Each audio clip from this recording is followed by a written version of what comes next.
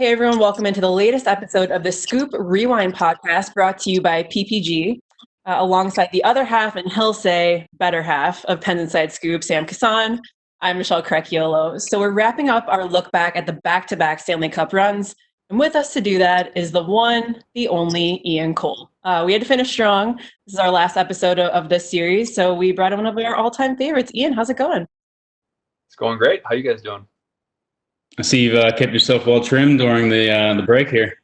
I have actually was clean shaven when quarantine started, but it's been a tough month. You going for the Wait, so is that the look you're trying to get here, or how long are you going to grow it out for? Until we start playoffs again, Sam. I'm actually curious now as to who could grow a better beard, Sam or Ian. Oh, Ian's got me by a mile. Well, I've just put in time, I think is what it is. I kind of thrive in that homeless, bearded, scraggly beard, toothless, just ugly look, and while Sam looks very professional. So, can't blame him for trying to stay clean shaven and look good. If I wasn't employed, I probably would be going down the same route Ian's going too. So maybe. Yeah, I mean, I'm unemployed right now. I got no money coming. Fair point. It's a very fair point. All right, enough pleasantries. Ian, the reason we brought you on the show today is to talk about the 16-17 Cup run. Let's start in 16. We'll start in San Jose, the Cup Final, because in Game 4, you scored a pretty big goal for the Penguins, which ended up being a victory that led them to a 3-1 series lead. First of all, can you walk us through the goal? I know you remember it. Yeah, pretty much just kind of skated up the side, kind of late and wide. Phil shot it. Martin Jones thought he was playing goalkeeper in soccer and punched it out to about the far side hash marks, went right at my tape with an open net. So wasn't exactly the most skillful goal. Pretty much had the whole net to shoot at and just had to hit it. So it was it was good. I mean, it's always good to get the first goal. I believe it was the first goal of the game. So always good to get the first goal and get a little momentum, but nothing overly special about it. Well, hey, at least you hit the net, right? I mean, you might have missed it. Oh, trust me, I've missed it plenty.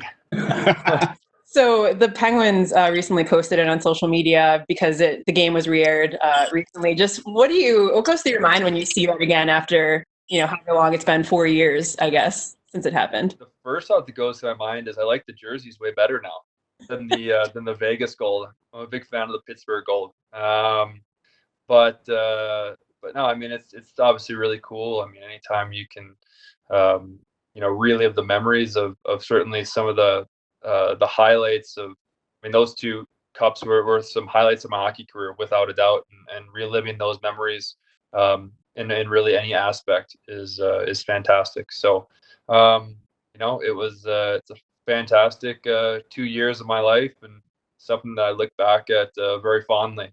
And it was great. It's great to see.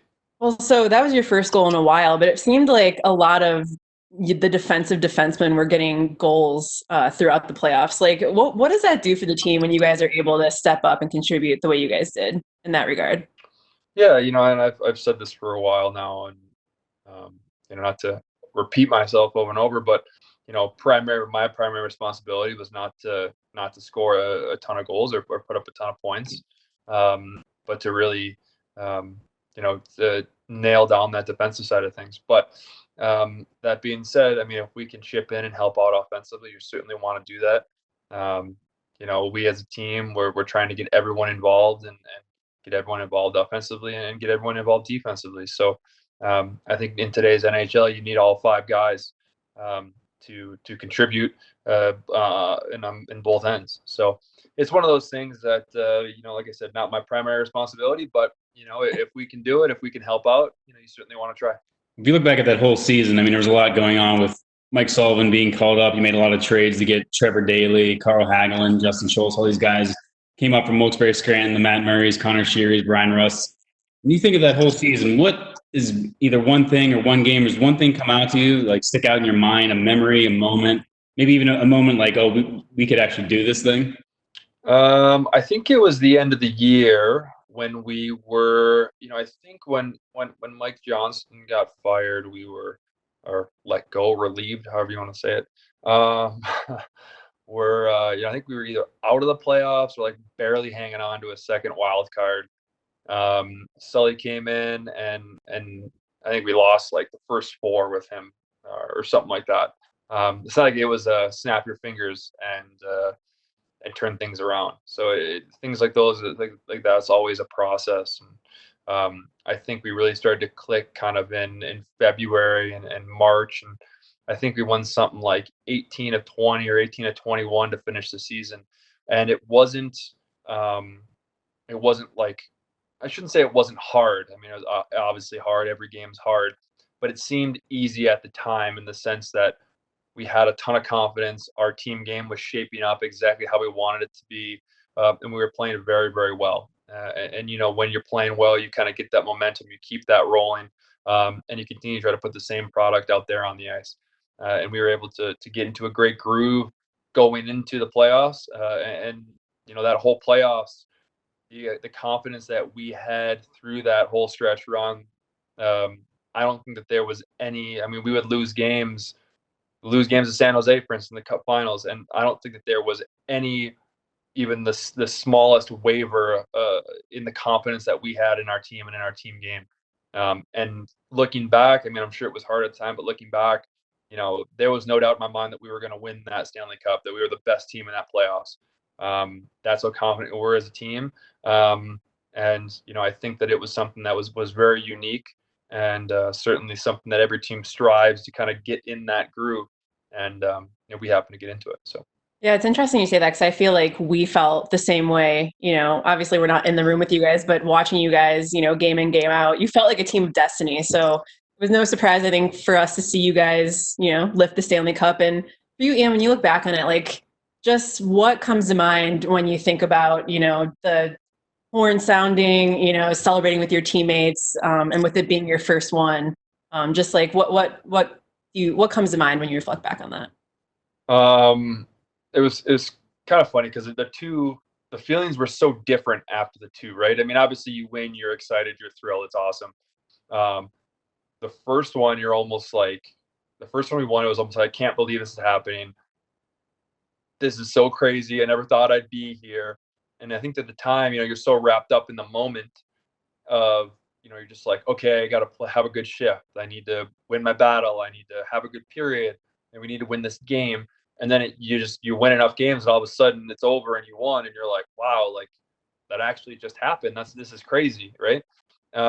You kind of take a step back and you're like, holy crap, like this is unbelievable. And I think it was like, this is awesome. Let's party. This is the greatest thing of all time, which all is valid and all is true. And then as opposed to the second one, which was crazy because it's like, you're almost, I felt this way, that it was like, I'd go out for 30 seconds and I feel like, and I was exhausted. Like we had played so much hockey that like by the Stanley Cup Finals and by like later on in the playoffs, the 17 when it was like, I was like exhausted all the time. So it was like we won, and I was like, oh, thank God that's over. Like I just want to go to sleep. I'm just so tired. So 2 very different feelings for sure. That's interesting, because I remember asking Justin Schultz about that after winning in Nashville, and asked him if there's one he appreciated more. And the second one, because it was so much harder. 100%. It was so much harder. And, we're obviously missing some great players on our team, and Tanger, and then, Dale's got hurt at the finals. Bones broke his leg, and it was like we were missing so many pieces, and so many guys stepped up and just played unbelievable. And it was really, really cool and really unique to do that together and as a team. And obviously, especially back to back, was awesome. But yes, extremely different feelings and extremely different reactions to win the Stanley Cup. Well, when you went into the offseason, into that second year, because basically the entire team from the 16 Cup was kept intact. So heading into that year, did you have a good feeling that there was a chance to repeat? Because I remember at the parade, one of the things Mike Sullivan said when he got up there was like, let's do this again next year. It was almost, and he said he was kind of a challenge to the group, because he had a good feeling that it was possible that you guys could go back to back. As a players, did you kind of have that same mentality? Like, we've got pretty much the same core, the same group. We could do this again? Yeah, I mean, I think it's very easy in that situation to say, hey, let's do this again. I don't think that you ever say the opposite and say, wow, like, no chance for doing this again. Like, might as well shut it down now. But I mean, I think that, we had the same team. Everyone was feeling good. Everyone liked our team. Everyone liked our personnel. And, the season's incredibly long. And I think the ability to, to make it through the season, I mean, there's ups and downs. And, there were times like in every year when, we won a couple games and we're for sure gonna win a second time, or we lost a couple games and then we were the worst team ever. We need to trade everybody. So there's always those ups and downs. It's about kind of leveling those curves off and trying to continue to get better and improve. And I don't think you ever know you're going to win it, or you never know how it's going to end until it actually does. I mean, you got feelings and you have inclinations, but I don't think you're ever sure about anything. But I think that we thought that we had as good of a chance as anyone to do it again, and with our play and with our competitiveness, and certainly how committed we were in that second year.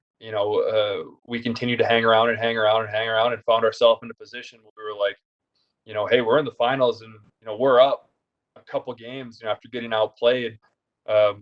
We can do this again. Like let's go. Like let's finish this. And then we were able to do it. So I mean, Ian, going into the playoffs, I mean, just the injuries you had on the blue line, it was crazy. I mean, you were Ole, broke his hand in February. Trevor Daley had knee surgery. Obviously, Chris Letang underwent surgery to repair that herniated disc. He was, lost for the playoffs from the year before. I mean, just how good was he the year before in terms of helping you guys, get to that point? So, like, what was it like for you guys as a group mentally going into that second playoff run with such a depleted blue line and knowing it was going to be like a grind to like get through it? Yeah. I think I saw something after the fact that we were the first team to ever win a Stanley Cup and have 0 defensemen with like a Norris Trophy vote, right? So like essentially saying that we didn't have like one stud defenseman the time we won, right? Like during the playoffs. And I mean, losing all the guys you just mentioned, I mean, certainly losing Tanger was such a huge part of our team and of our blue line, and a guy that we relied on so much to, I mean, not only 5-on-5, but PK and power play and every special teams. It was one of those things where you almost try not to think about it. Like, as a player, you're not going to be like, okay, Tanger's hurt, I'm going to go be Chris Letang, right? I'm going to go dangle everybody and show how great of a skater I am. Like that's not, what we need as a team. And quite frankly, that's not, can't do it. I know Ron Hainsey did do that in, was it the Ottawa series where he had that coast to coast goal? Do you guys remember that? That was against Nashville in Game 5 when he won 6-0. Yeah, and he went coast to coast and had to use a tap in. Yeah, actually, Dumo sent me that on one of the replays like a couple weeks ago. Iconic. But anyway, continue. But yeah, I mean, I think that as a group, you try to come together and do your job better than you did it previously. And I think you come together and you try to elevate your game to make up for the guys that are hurt or the guys that aren't in it. So, Ronnie was obviously a huge addition to our team. And I think that Dales was fantastic and Schulte was great. And, I'm trying to do my job and Ole and, who came in, Chad, whoever, I don't even remember who was in. You're nodding yes, so great. Nailed it. Yes. But I mean, I think that everyone, did a little more, contributed a little more. I mean, I actually watched when NBC was replaying those games. What was it, last week? I think at this point, I taped them all and I watched Game 1. I still need to watch 2, 3, 4, 5, 6. But like Game 1, I don't think we got a shot on net for like the last like 30 some minutes. But then Gens came down and sniped and we won the game. So, we were able to bend but not break in that sense, where like, we got outplayed for portions of it and large portions of it. But you know what? Like, you're able to find ways to win, and that's what good teams are able to do. You mentioned bending and not breaking. You mentioned Gensi too. And all these injuries, heading into the first series against Columbus, you're going at the warm-ups, right? So you're thinking, all right, getting ready to go for this first game. And then it comes down that Matt Murray ends up getting hurt in warm-ups. obviously Marc-Andre Fleury comes in, and when you think back to that Columbus series, I think of Marc-Andre Fleury just facing like 47 shots per game, and Jake Gensel getting a hat trick, getting a goal in overtime to win the game. So like, those were two of the bigger stars. What do you think of? What do you remember most when you think back to that Columbus game or series? Yeah, I mean, we would not have won that second cup without Flower. So I think in that sense, that was pretty special. I mean, he's one of my good buddies. Still see him to this day, and it's. I mean, he's a Hall of Fame goaltender. Murr was fantastic for us. Don't get me wrong. I mean, he won 2 Stanley Cups as a rookie and as in a second-year guy. I mean, he's a world-class elite goaltender. So is Marc-Andre Fleury. So we were very fortunate to have those two guys, and we wouldn't be in either of those positions without Flower. I think that it's it's unfortunate how things probably ended there, and I'm sure he's not, I wasn't thrilled with that. But I think anyone that knows anything about hockey and watched those games knows that we wouldn't have been in the position that we were at without him. So, I mean, Gens obviously was fantastic and certainly contributed offensively, but I mean, Flower was unbelievable and certainly kept us in those games and gave us a chance to win. I mean, and our goalies did that. I mean, Murr included in this, did that for 2 years. I mean, we weren't perfect. We weren't the tightest defensive team in the playoffs either of those years. And our goalies played fantastic and gave us a chance to win. So, I mean, all the credit in the world to those guys, and then for Gens and in this case, and certainly all the other offensive guys for stepping up. And obviously, I mean, Flower carried that over to the Washington series, but I feel like Columbus was a hard series, Washington was a hard series. Like, I mean, what's the feeling coming out of that one? In Game 7 and like getting the job done, and knowing that it's like you got to the final again, but just what you had gone through, I guess, to get to that point. I mean, the Eastern Conference Final, I should say. That was always our nemesis, right? In those years. I mean, they were an awesome team. Oh, yeah. Awesome team, awesome personnel, fantastic roster, a team that had been successful, but it never was quite able to kind of turn that corner or kind of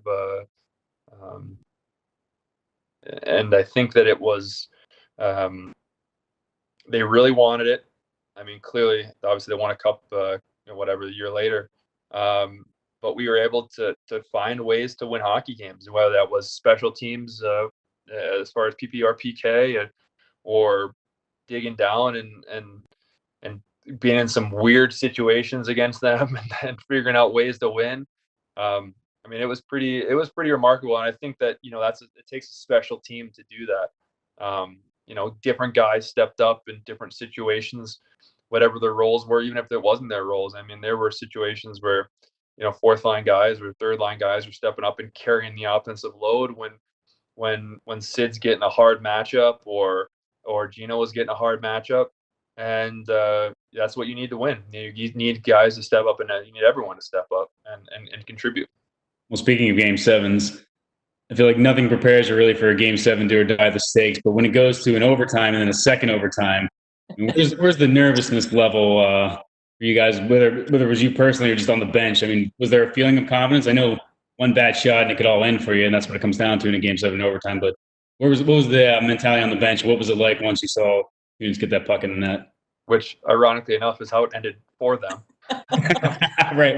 One flutter puck, and it was over. I mean, it's that's the way it is, right? And I think the margin for error in playoff games is so small. I mean, usually it ends up being like 1 or 2 mistakes and the game's over and you lost. In this case, it was not really a mistake. I mean, a great play by Sid to find Cooney. Cooney, I mean, puck kind of rolled on him as he shot it, and it went in. And I mean, you try to do everything right to put yourself in good positions to take advantage of a little bit of puck luck, and we certainly did that. So, that very easily that coin could have flipped against us many times throughout that Game 7, or certainly any series or any of the games in the playoffs, quite frankly. So, it takes a ton of luck to win in the playoffs. We certainly got luck in that particular instance for sure. Kohler, what was it like to be on the ice for that double overtime series winner?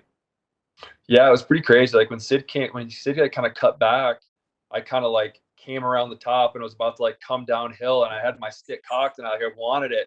And he went to Cooney, and I was like, oh damn, like if he just had taken one more step, he could have like laid it into me and I could have just like walked into a one-timer.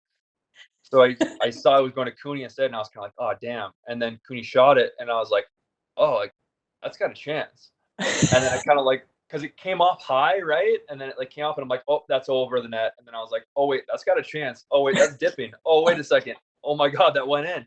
And then like obviously just go bananas and come into the pile and give those guys just huge hugs. I will say this. I mean, rewatching that a couple 16 games and certainly that's a couple games from 2017. Cooney was freaking unbelievable. Like he is such a good player. Like he is still in my mind is one of the more underrated players. I mean, certainly on that team, but you know, in the NHL during his career, I mean, man, he did everything. He was unbelievable. And a real team guy too, because a lot of people forget going into that game he hadn't scored a goal since mid-February. Was put on the fourth line for most of the playoffs. And then in that game, he got the first goal for the Penguins. And the coaching staff saw something in him, so they bumped him up to Sid. And of course, that all worked out pretty well when he shot that fluttering rainbow puck that just found its way into the net, almost like it was fate or destiny.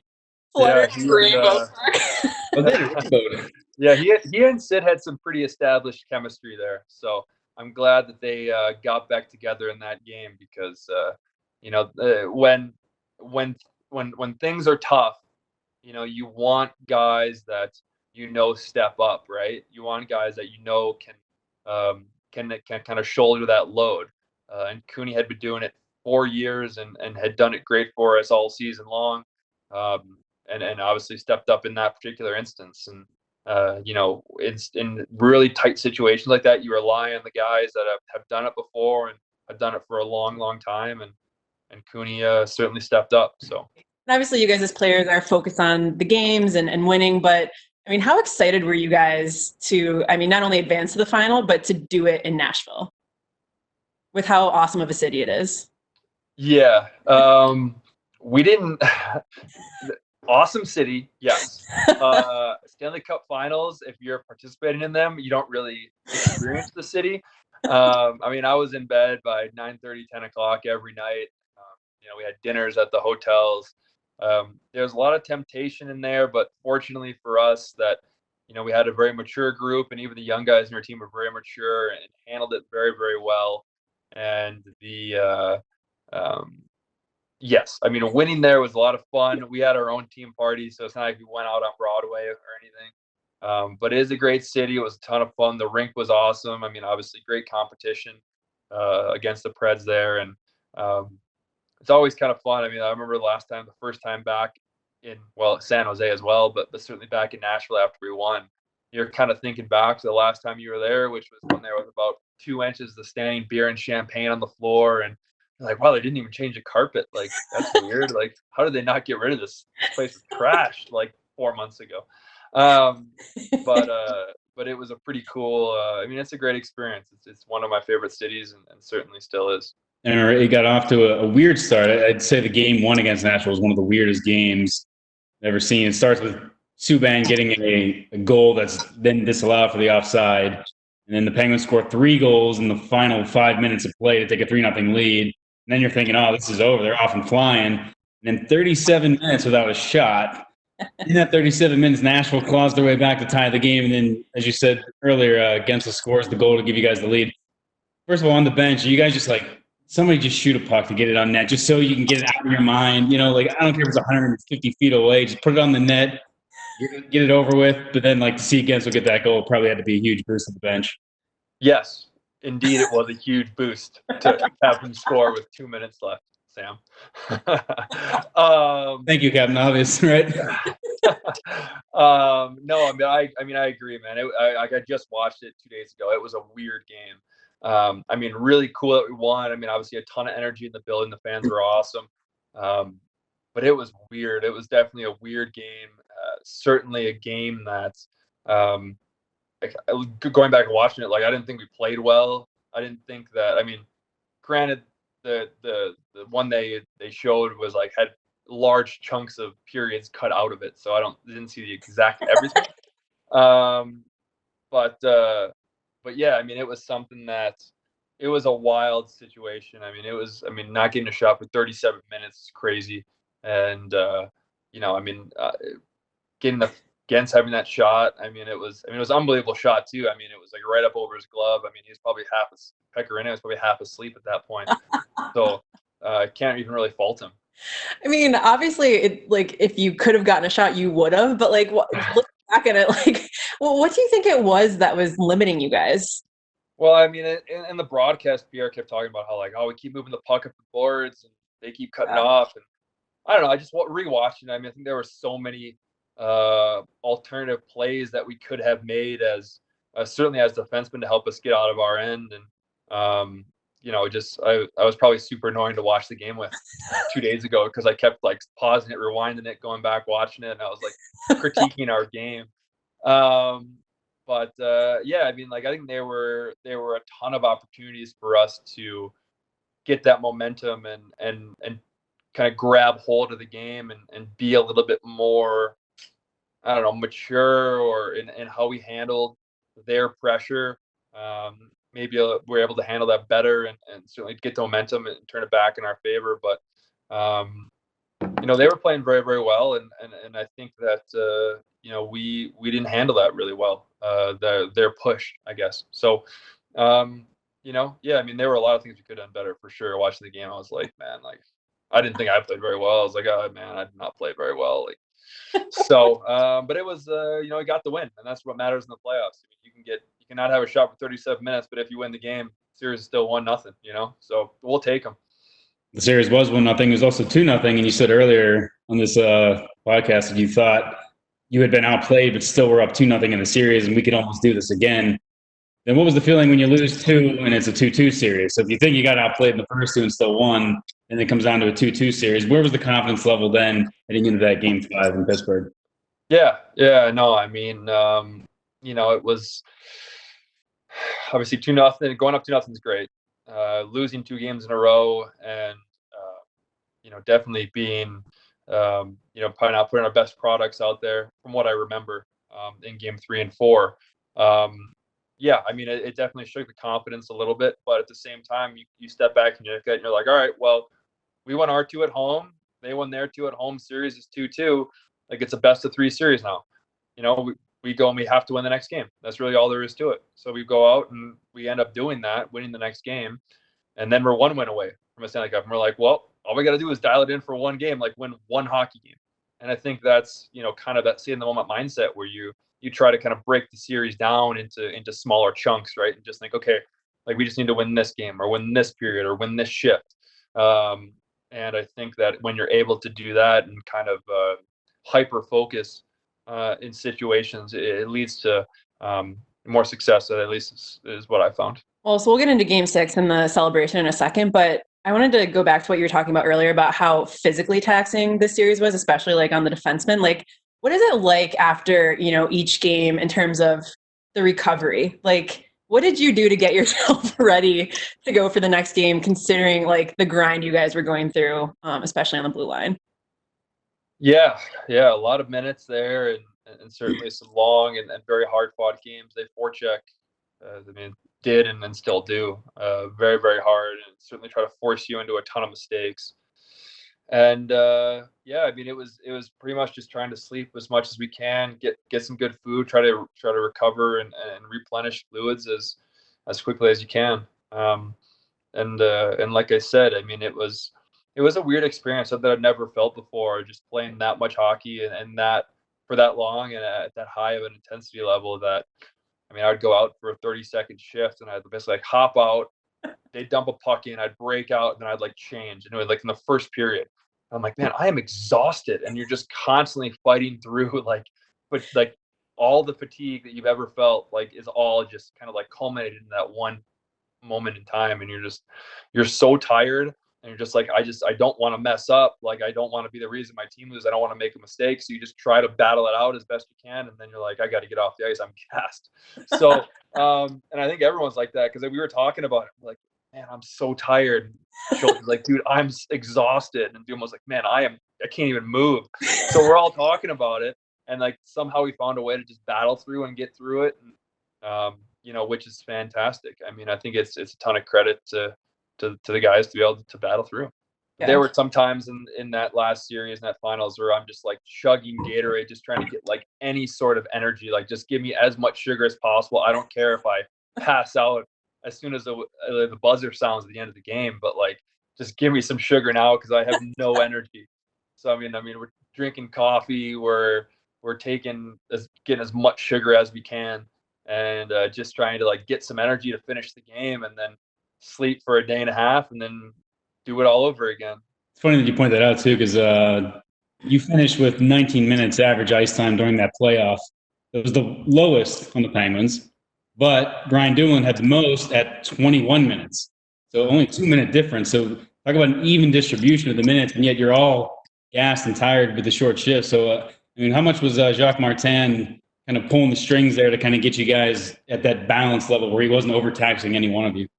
Yeah, I think that, there's I think that when, when you have guys that you trust, and obviously that's, I'm not a coach. I don't know how much they actually trusted us, but I think you tend to, you want to roll guys. If you see guys retired, you don't want to extend anybody. You want to continue to kind of keep guys going and keep guys in the game, as far as like playing minutes, but also, you don't want guys to be playing 30 minutes if they can't handle 30 minutes. Right. So, I think in that case, you pretty much rolled all 6 guys. Maybe a couple special team shifts here or there. That leads to that minute and a half, 2-minute difference, right? So, generally speaking, we pretty much just rolled them, which was, and that's what's funny is that guys were taking, pretty much everyone was taking like 30-second shifts. Like if they got stuck out there, that was the only reason they were out there for much longer than that. So, even watching that first game, like I said a couple days ago, like, I'd go out, I could break out, and then I'm like gone for like 30 seconds. You go. So I was like, getting off the ice real quick. But yeah, obviously that's something that the coaches try to weigh and put whoever is playing well out there on the ice. And I think everyone was playing pretty well. And obviously we didn't have success in game 3 and 4 there. But that's the nice thing about playoffs is that once those games are done, it's not like they don't really matter at this point anymore, right? Like, so just because we lost 3-4, that doesn't mean we can't win 6 there. And that's the mindset you got to kind of take into it. It has to be a fresh, clean slate and go into it and be able to, perform and play in a very high energy, high stress environment. And, and I thought for the most part, like the game was 0-0 all game, and they were a good team and they were coming hard. So I think, I don't know when I'm going to watch it, maybe the next week or so, but I might have a different thought process if you ask me then. But as of right now, I think he played a pretty decent game. 0-0, I'm sure Murr played great as usual.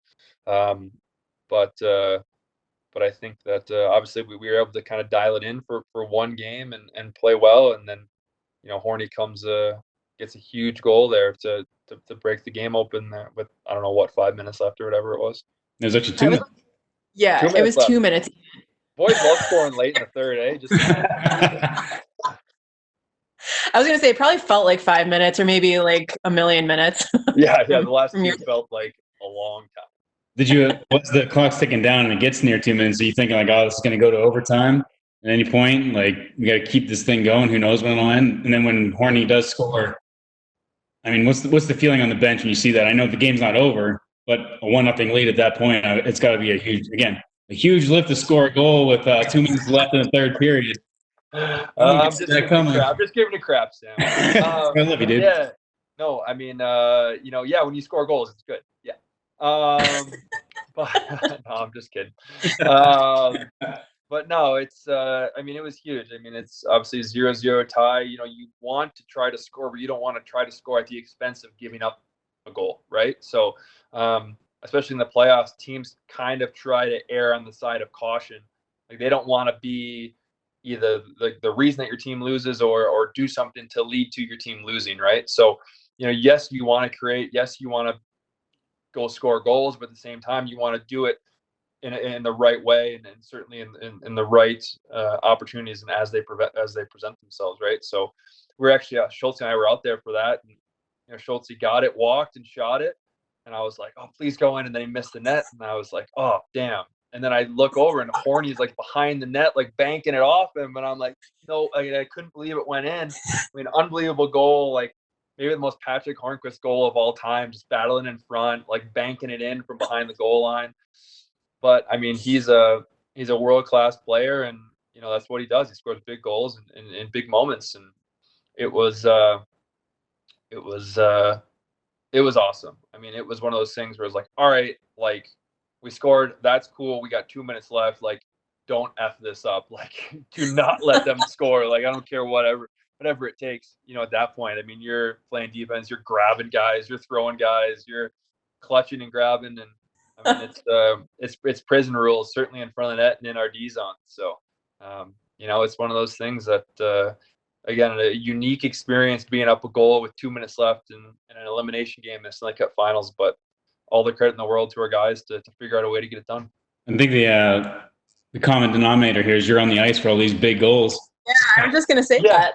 Doing nothing, just chilling on the ice, but like I'm out there. I love you're just like going through a mental roller coaster. I love that you took us on this journey with you from oh damn to like oh wait to oh it went in. Pretty much, yeah. Well, then as the clock's ticking down, it's clearly over. Obviously 2-0, and then it goes down. Is it again celebration on the bench? You said this time it was more like, oh man, I'm so exhausted, I'm so tired. But I'm sure the thrill was just the same, and getting to spend it obviously with your teammates after a tough battle, 2 months just brutal battle, like scrape and claw and get there to win this one. Obviously, did it feel almost more special because of what you had to go through to get it done the second time? Yeah, for sure, without a doubt. It was like I said, the fatigue levels were extremely high, especially like as that playoffs went on, and certainly now in the finals. And it was almost like it was a bit of a, I mean, I don't want to say a sigh of relief, but it was like a kind of like taking a breath, like, oh, like thank God that's done. I was so tired. Like I don't know if I could have played a game 7, or I don't know if I could have gone to overtime. Like I was so tired. But it was. It was an unbelievable experience. I mean, the excitement, I mean, you're thrilled, but at the same time, like, again, like there's so much fatigue. You're like, this is awesome. And then you're like, oh God, like, can we just get the cup and like get out of here? Like, so it was definitely different, but certainly was something that, I mean, I look back upon the second win and think how hard it was and how much we went through to do it and to accomplish that, win that second time. And so definitely very, very cool and very, very well earned. So Sam asked you this about 16. I'll ask you about 17. Like when you think back on that run, just like what are some moments or stories that come to mind? We asked this to Eric Fair, and he said, from 16, he said, oh, honestly, just like being around the boys, like going to dinner on the road, playing card games. Like for you, when you think back on that group and that run, like what brings a smile to your bearded face? What brings an ugly smile to your bearded face? Oh, thanks, Michelle. Yeah, I mean, it's like that's I mean, I think it's a very appropriate answer for sure. I mean, I think that I still got some awesome videos from the locker room. I mean, there's not little, like, I wouldn't say there's one, like, there's not like moments where it's like, oh, like this whole evening or whatever, or night or dinner. But there's like little snapshots of little things you remember throughout everything. And yes, I think they're all related around the boys and the team and just having a great experience going through those things and and taking the cup in the shower afterwards after we went over to the change room. And there's some there's this great little snippets that you remember that are just a ton of fun and always a fantastic, always great to look back upon for sure. I remember how Gil actually was talking about the 09 Cup win. And he said he remembered just being in the locker room, drinking champagne, looking at the cup, being bloodied, bruised, but exhausted, but it was over. And he just said he just was sitting there staring at the cup and just looking at it and drinking the champagne and thought, this is the greatest moment of my life. I'm sure you've had similar. Yeah. And I think in the first one, you're so excited and you still have a ton of energy and you're just like, oh, this is so awesome. So you can't really like step back from that. But for the second one, for sure, at least in my experience, I was like way more tired. That you're able to kind of sit back, take a breath, and be like, wow, like this is so cool. Like I can't believe we just did this like again. Like this is unbelievable. Like what an experience. Like what a team. What a group of guys. And being able to do that for the city of Pittsburgh and be a part of the storied legacy that is the Pittsburgh Penguins. I mean, it's something that you're never going to forget and never going to. I don't think you can ever undervalue that. I think it's just such an amazing experience, and the city it was so great to us. Certainly before we won, but obviously when we won as well. And I have the fondest of memories for sure. Well, I know when you were talking about your fondest memories, you meant to also say being interviewed by Sam and I at numerous points along the way. Yeah, being asked how nice it was to score game-winning goals with 2 minutes left. Yeah, it's awesome, man. Like, it's great. You took the words out of my mouth. You missed us queuing up those softballs for you, I know. So I know. I appreciate it. That's why I love you, Sam. You're the man. Well, thanks so much, Ian, for taking the time to join us. We missed you, buddy. It was great catching up with you. Beard's looking anytime. I'm always available for you guys. You know that. All right, there he is, 2-time Stanley Cup champion, number 28 in your programs, but number 1 in your hearts. For Ian Cole and Sam Kasan, I'm Michelle Crechiolo. Thanks for tuning into this episode of the Scoop Rewind presented by PPG. We'll catch you next time.